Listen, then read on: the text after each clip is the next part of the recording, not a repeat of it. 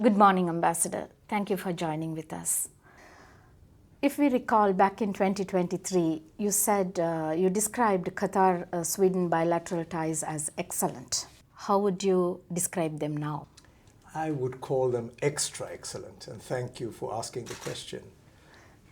The relations have really improved since 2023. It's hard to imagine that it's been only 1 year, a little more than 1 year, but the relations have really come to a completely new level, I would say. What do you believe are the driving forces behind the exceptional growth in Sweden-Qatar relations? Well, I think it's fairly easy to pinpoint. It's really the factor that really triggered most of this development is the visit of His Highness Sheikh Tamim to Stockholm in September 2024. We were working up to that event, and there were visits before that as well. But after His Highness's visit, I can say that we have really seen, if not an avalanche, a flood of visits and initiatives between the two countries. Yes, several MOUs and commercial agreements were signed during His Highness's visit.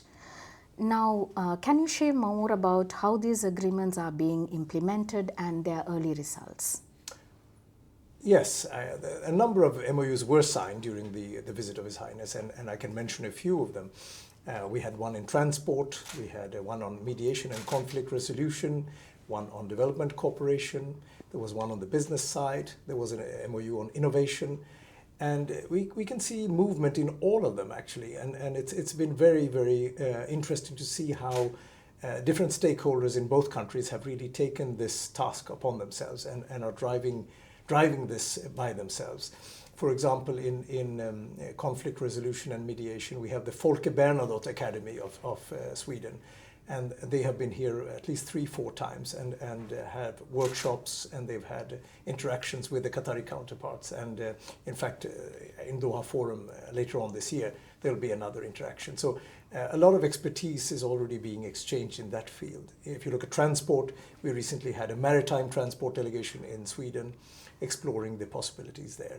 In development cooperation and humanitarian assistance, we're just in this early days of exploring how we can work together. So you see, in each and every of these fields, we see interactions and activities. What lasting impact do you expect this to have on long-term collaboration?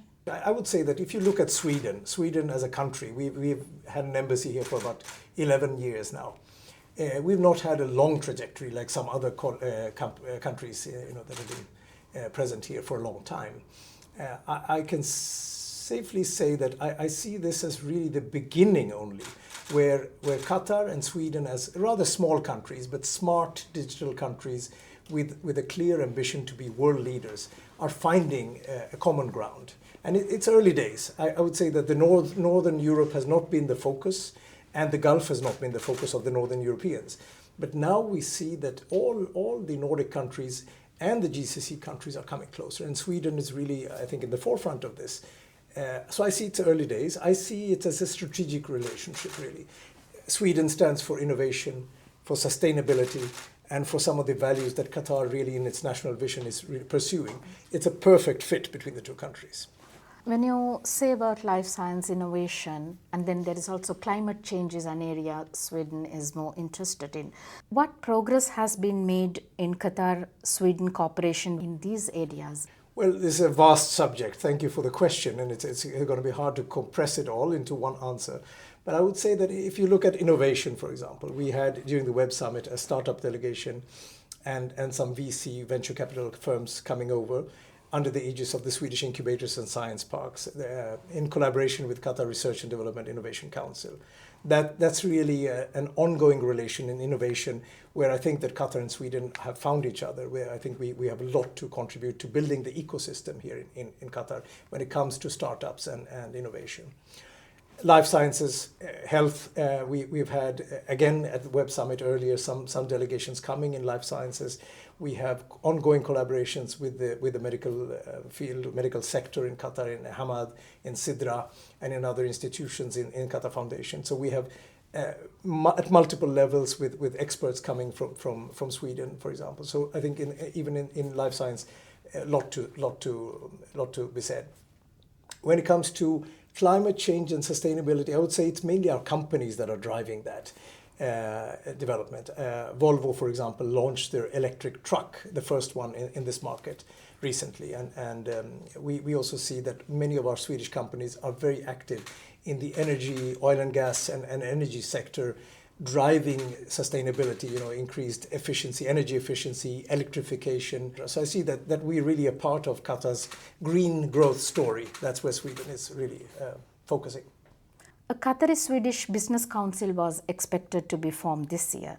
How far has it progressed? It's progressing well, I can say, and I'm happy to say that we're expecting a visit by the Swedish Trade Minister and Development Cooperation Minister, Mr. Benjamin Dosa, later this year. And during his visit, the Sweden-Qatar Business Council will be formally launched. We are talking to a lot of stakeholders on both sides, and we have good hope that a good business delegation will be coming with the minister and to see more interaction between the business side. So Business Sweden, which is our trade wing, and Qatar Chambers will be the two main partners in this. Qatar has been a significant player in regional, international politics, diplomacy and humanitarian work. How does Sweden view this role of Qatar? It's hard to underestimate it, rather. I would say that Qatar is one of the main actors in this field in the world today. We have seen in Gaza, we've seen in Sudan, we've seen in many of the severe crises and conflict zones where Qatar has played a pivotal role, really, by being quick and early and responding rapidly to the crisis. And this is something that we really admire the Qataris for. And for example, in the Morocco earthquake, both Sweden and Qatar were among the few countries that were assisting Morocco in the early search and rescue. So there are examples where we have been sort of working together in various crises. We have not formalized our collaboration, and that's really, as I said earlier, that's really where we are now looking at to see how can we work more in a more formalized and more coordinated manner in the future. But definitely, Sweden is a great contributor to humanitarian assistance and development cooperation.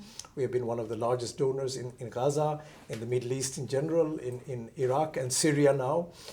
So I see a lot of scope for collaboration between the two countries, for sure. Yes. Cultural exchange and people-to-people connections are often important components of bilateral relations. How do Qatar and Sweden foster cultural exchange and educational ties? Well, it goes hand in hand. I would say if we didn't have the people-to-people connect between His Highness and our Prime Minister and King and Queen, we wouldn't have gone this far. And I really see that the people-to-people connect has increased from the highest levels, but also down to tourism, to individual travelers. We see an influx of Swedish tourists to Qatar.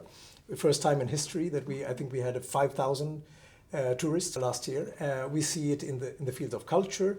We had a visit of Her Majesty the Queen in February this year on behalf of her foundation, the Mentor Arabia Foundation, where she was hosted by Her Highness Sheikh Moza and Education Above All. And that collaboration has also now taken shape, where the first program will be launched between the two royal foundations in Lebanon and in Qatar. So that's a brilliant example of really people-to-people contacts, I would say. Yes, we are almost halfway in 2025. But looking forward, what are your priorities for this year and the future for Qatar-Sweden bilateral relations? Well, it's as you said, time flies when you have fun, and I would say that I can't believe that half of 2025 almost has passed. It's been very hectic, including Her Majesty the Queen's visit, the Web Summit with the delegations I mentioned. We recently had political consultations between our annual bilateral consultations, where we went through the agenda. There's lots that remains to be done. As I mentioned, the trade minister's visit is really the next big thing, maybe in September. We have a number of Qatari visits, outgoing visits to Sweden as well.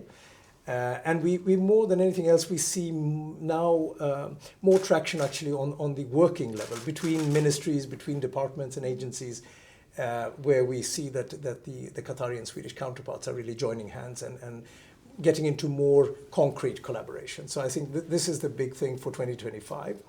We have, of course, the World Social Summit coming up in November. Qatar is making a lot of efforts to make that into a huge summit. We have Doha Forum, and we will have Swedish participation in all of them. So all in all, I think 2025 the second half will be as hectic as the first half. Thank you very much, Ambassador. Thank you very much for this.